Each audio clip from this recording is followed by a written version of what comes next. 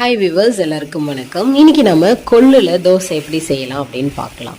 அதுக்கு நம்ம கொள்ளை ஊற வச்சுக்கோங்க. நல்லா வாஷ் பண்ணிவிட்டு ஊற வச்சுக்கோங்க. அதை ஊற வச்சுட்டு கிரைண்டரில் போட்டு நல்லா மழைன்னு அரைச்சி எடுத்துக்கோங்க.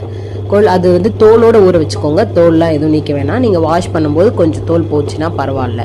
நல்லா மழைன்னு மஞ்சதுக்கு அப்புறமா நம்ம நார்மலாக இட்லி தோசை மாவு இருக்கு இல்லையா, அதில் ஒரு 2 கரண்டி மட்டும் எடுத்துட்டு மீதி நம்ம ஒரு கப்பு கொள்ளு ஊற வச்சுருக்கோன்னா அந்த கப்பில் அந்த மாவு கூட சேர்த்துக்கோங்க. நல்லா உப்பு கொஞ்சம் சேர்த்து நல்லா மிக்ஸ் பண்ணிக்கோங்க. மிக்ஸ் பண்ணிக்கிட்டு உங்களுக்கு வேணும் அப்படின்னா நீங்கள் கொஞ்சம் வெங்காயம் கூட வதங்கி போட்டுக்கலாம். இல்லை அப்படியே மிக்ஸ் பண்ணி தோசை ஊற்றி சாப்பிட நீங்கள் விருப்பப்பட்டாலும் நீங்கள் மிக்ஸ் பண்ணிவிட்டு நீங்கள் அப்படியே தோசை ஊற்றி அதுக்கு உங்களுக்கு கார சட்னியோ நீங்கள் விருப்பப்படுற சட்னி வச்சு சாப்பிடலாம். கொள்ளு தோசை உண்மையாலுமே உடலுக்கு ரொம்ப நல்லது. ஒரு தடவை ட்ரை பண்ணி பாருங்கள். Tata, bye bye.